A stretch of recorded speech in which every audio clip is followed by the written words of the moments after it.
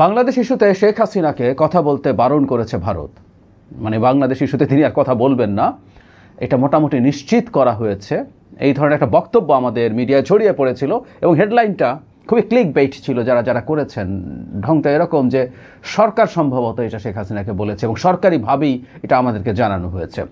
আসলে তা না, আসলে শেখ হাসিনা কথা বলে যাচ্ছেন। আমি সেটা নিয়ে একটা ভিডিও করেছি এবং আমি তখনও বলেছি শেখ হাসিনা কথা বলছেন, বলে যাচ্ছেন এবং রিসেন্টলি একদিন আগেই তিনি সেনাবাহিনীকে উস্কানি দিচ্ছেন, সেটা নিয়ে কথা বলতে চাই। আসলে ঘটনা ছিল শ্রী রাধা দত্ত তার একটা বক্তব্যে বলছিলেন যে তার কাছে তিনি দেখছেন যে গত কয়েক মাসে নাকি শেখ হাসিনা কয়েকটা কথা বলেননি, অথচ তিনি যখন কথা বলছেন তখন শেখ হাসিনা আগের চাইতে যে কোনো সময়ের চাইতে বেশি কথা বলছেন। তার বক্তব্য আওয়ামী লীগের পেজ, তারপরে জনাবে আরাফাতের পেজে, ইউটিউব চ্যানেলে সমানে সমানে আপলোডেড হচ্ছে। আমি যে বক্তব্যটার কথা বললাম তারপরও আবার শেখ হাসিনা কথা বলেছেন, যেটা 24 ঘন্টাও পার হয়নি। সো খুবই নিয়মিত বিরতিতে তিনি কথা বলছেন। আমি আমার ওই ভিডিওতে যেখানে শ্রীরাধাদের বক্তব্য নিয়ে কথা বলেছিলাম সেখানে বলেছিলাম যে এটা সত্যতা নেই, তবে সম্ভাবনা আছে, সেটা বলেছি। সেটা সামনের দিকে আর একটু বোঝা যাবে, কিন্তু সত্যতা নেই কারণ তিনি আগের চেয়ে বেশি বলছেন। ইভেন একটা সময় এক ধরনের চুরি করে কথা বলতেন, তিনি কারোর সাথে ফোনে কথা বলছেন, ওটা রেকর্ড করে ছেড়ে দিতেন। ঢংটা এরকম যে কেউ একজন রেকর্ড করে ছেড়ে দিয়েছে। তিনি এখন স্পষ্টভাবে বক্তব্য রাখছেন লোকজনের সামনে এবং সেটা আপলোডেড হচ্ছে। এ যাত্রা তিনি যেটা করলেন, যে ভিডিওটা নিয়ে কথা বলতে চাই, আমি আপনাদেরকে ভিডিওটা দেখতে বলবো। জানি না শেখ হাসিনার ভিডিও প্রচার করা আইনত দণ্ডনীয় কিনা, আমি এটাকে খুবই বালখিল্য মনে করি। আমি মনে করি শেখ হাসিনার কথা আমাদের শোনা দরকার। তিনি কি ভাবছেন, কি করতে চাইছেন, তার পরিকল্পনা কি, এসব নিয়ে একটা ধারণা অ্যাটলিস্ট পাওয়া যাবে। যাই হোক, এখানে তিনি মারাত্মক উস্কানি দিচ্ছেন আমাদের সিভিল ব্যুরোক্রেসি এবং মিলিটারির উপরে। বিশেষ করে এই যে সেনা কর্মকর্তাদেরকে পরোয়ানা দেয়া হলো, গ্রেফতারি পরোয়ানা, সেটাকে কেন্দ্র করে তিনি আমাদের এটা সেনাবাহিনীকে ধ্বংস করে ফেলবে, আমাদের সার্বভৌমত্ব নষ্ট করে ফেলবে, খুবই অন্যায় হচ্ছে। এবং এর সাথে তিনি সিভিল ব্যুরোক্রেসিরও কারো কারো বিরুদ্ধে যখন এই ধরনের পদক্ষেপ নেওয়া হয়েছে সেটাকেও তিনি একই জায়গায় আছেন, কিন্তু মূল ফোকাস এই ভিডিওতে তিনি রাখছেন সেনাবাহিনীর ওপর।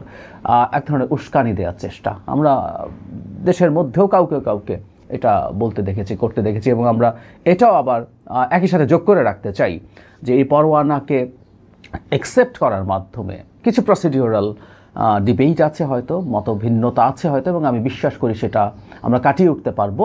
কিন্তু সেনাবাহিনীটাকে অ্যাকসেপ্ট করেছেন এবং যারা অভিযুক্ত, আমরা তাদেরকে অভিযুক্ত বলছি কারণ সত্যিকার অর্থে এই ঘটনাগুলো কিভাবে হয়েছে, তার যাদেরকে অ্যাকিউজ করা হয়েছে তাদের হয়তো তাদের এক ধরনের দায়িত্বে ছিলেন, কিন্তু তারাই এটার সাথে জড়িত ছিলেন কিনা, এগুলো সবগুলো লিগ্যাল প্রসিডিওরের মাধ্যমে ফাইনালাইজড হবে এবং শাস্তি হলে সেটার ভিত্তিতে হবে। সেটার জন্য সেনাবাহিনী সহযোগিতা করছে এবং সেনাবাহিনী মোটেও মনে করছে না যে এটা তাদের মনোবলের উপরে কোনো প্রভাব ফেলবে। আমিও মনে করি না, কারণ যারা যারা করেছেন সেসব ক্রিমিনাল যারা অফিসার আছেন, মারাত্মক রকম একটা ক্রাইম, এটা ক্রাইম অ্যাগেন্স্ট হিউম্যানিটি, তাদেরকে সেনাবাহিনী ওন করার কোনো কারণ নেই। বরং এগুলোকে এগ্রি করার মাধ্যমে তাদের মনোবল আরও ভালো হবে। কারণ 5 আগস্টের সময়, আশপাশের সময় সেনাবাহিনী অত্যন্ত ডিসাইসিভ রোল প্লে করেছে জনগণের পক্ষে। এখন অতীতে কৃত কিছু খারাপ কাজের জন্য যারা দায়ী, যারা অভিযুক্ত, তাদের যদি বিচারটা করে ফেলা যায়, সেনাবাহিনীর উপরে মানুষের শতভাগ এমনি যথেষ্ট আস্থা আছে। বিশেষ করে শেখ হাসিনা পতনের সময়কার তাদের ভূমিকার জন্য জনগণ তাদেরকে অসাধারণভাবে কৃতজ্ঞতা জানায়, ধন্যবাদ জানায়। এবং অতীতে যে জিনিসগুলো আছে সেগুলো যদি শেষ হয় তাহলে আর কোনোরকম কোনো দ্বিধা থাকে না। সুতরাং তাদের মনোবল, যে জনগণ, যে রাষ্ট্রের জনগণ সেনাবাহিনীকে সমর্থন করে, সেনাবাহিনীর পক্ষে থাকে, সে সেনাবাহিনীর বরং মনোবল আরও বেড়ে যাবে যে কোনো সময়ের তুলনায়। শেখ হাসিনার সময় বরং সেনাবাহিনীর মনোবল কম থাকার কারণ আছে, কারণ শেখ হাসিনার হয়ে তাদেরকে মাঝে মাঝে বিভিন্ন রকম কাজ করতে হয়েছে যেগুলো জনগণের পক্ষে যায়নি।